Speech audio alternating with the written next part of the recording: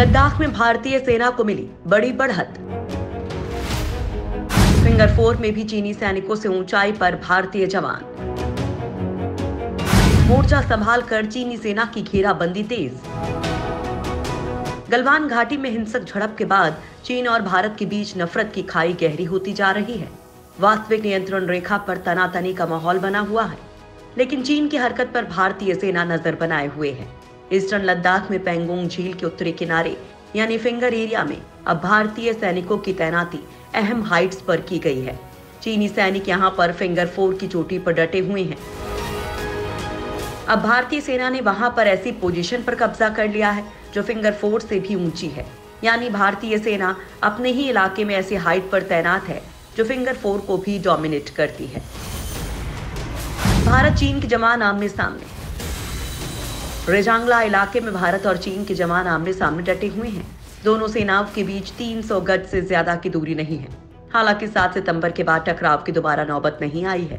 सेना के सूत्रों ने कहा है कि चीन के करीब 40 जवान रेजांगला में भारतीय सेना के सामने खड़े हैं, जबकि नीचे बेस में करीब 7000 जवानों के मौजूद होने की खबर है। भारतीय सेना ने भी चीन के मुकाबले तगड़ी तैयारी की है और किसी भी चीज में उनसे कम नहीं है। भारतीय सेना यहां पर जिन हाइट्स पर तैनात है, वहां से चीन का बिल्डअप साफ दिखता है और चीन की हर हरकत पर नजर रखी जा सकती है। दक्षिण पैंगोंग में तैनात भारतीय सैनिकों को बता दिया गया है कि अगर चीनी सैनिक करीब आते हैं तो वो उपलब्ध सभी बल के साथ उनको उचित जवाब दे सकते हैं। चीनी सैनिकों ने की थी बड़ी हरकत। सोमवार को चीनी सेना ने दक्षिणी पैंगोंग की भारतीय फॉरवर्ड चौकियों पर कब्जे की कोशिश की थी। इस दौरान चीनी सैनिकों ने आग का सहारा लेकर मेडिवेल युग के तीर और भाले के साथ पास आने की कोशिश की। उनके पास ऑटोमेटिक राइफल भी थी।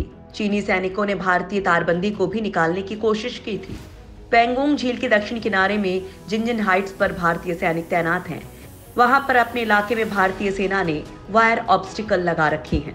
भारत ने चीनी सैनिकों को सख्त चेतावनी दी है कि वो इस तारबंदी को पार करने की कोशिश ना करें। चीनी सैनिक इसके एकदम करीब आ गए थे और उन्होंने तारबंदी निकालने की कोशिश की। इसके बाद भारतीय सैनिकों ने उन्हें सख्त चेतावनी दी और कहा कि अगर वो पीछे नहीं गए तो गंभीर नतीजे होंगे। उन्हें चेताया गया कि भारतीय सेना कुछ भी कदम उठा सकती है, जिसके बाद चीनी सैनिकों ने हवा में फायरिंग की और भारतीय सैनिकों पर दबाव बनाने की कोशिश की, लेकिन भारतीय सैनिकों की सख्त चेतावनी के बाद वो पीछे हटने को मजबूर हुए। युद्ध जैसी तैयारी कर रहा है चीन। चीन टैंक तैनात कर और बिल्डअप कर भारत पर दबाव बनाने की कोशिश कर रहा है। चीन ने पेंगोंग झील के दक्षिण किनारे स्पांगुर गैप के पास ही करीब 20 से 30 टैंक और आईसीवी तैनात किए हैं। चीन इतना प्रदर्शन कर रहा है और सोच रहा है कि भारतीय सैनिकों पर इससे दबाव पड़ेगा। चुशूल सेक्टर के अपोजिट चीन ने अपने मोल्डो इलाके में करीब 5 से 7 हजार सैनिक तैनात किए हैं। वो वहां लगातार बिल्डअप कर रहा है। चीनी सेना ने 50,000 सैन्य टुकड़ियों, 150 विमानों, एयर डिफेंस, सशस्त्र वाहन, पैराट्रूपर्स, स्पेशल फोर्स और इन्फेंट्री को देश भर के हिस्सों से बुलाकर इस क्षेत्र में लगाया है। पीएलए के सेंट्रल थिएटर कमांड एयरफोर्स के H-6 बॉम्बर और Y-20 transport aircraft training mission के लिए यहां तैनात किए हैं। साथ ही लंबी दूरी के ऑपरेशन तैनाती के लिए अभ्यास और लाइव फायर ड्रिल कई हफ्तों से जारी है। तनाव के बीच जारी है बातचीत। LAC पर तनाव बना हुआ है और इसमें जरा भी कमी नहीं आई है। पेंगोंग झील के दक्षिण किनारे कम से कम 3 चोटियों के पास भारत और चीन के सैनिक 300 मीटर की दूरी पर हैं। यहां सोमवार के बाद से कोई झड़प की नौबत नहीं आई है, लेकिन तनाव बना हुआ है। तनाव के बीच ही चुशूल में फिर दोनों देशों के ब्रिगेड कमांडर मिले और ये मीटिंग करीब 4 घंटे चली, लेकिन फिर बेनतीजा रही है। सेना के सूत्रों ने बताया है कि दोनों पक्षों की तरफ से इस बात पर जोर दिया गया है कि ताजा हालात के मद्देनजर लेफ्टिनेंट जनरल स्तर की एक और वार्ता जल्द रखी जाए।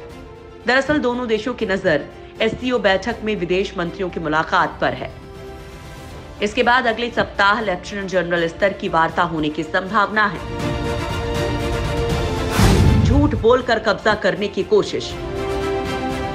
सूत्रों से मिली जानकारी के अनुसार दोनों देशों के बीच ये तनाव लंबे समय तक चल सकता है, क्योंकि चीन की कथनी और करनी में काफी अंतर है। चीन एक बार फिर 1962 वाली चाल को दोहराने में लगा हुआ है।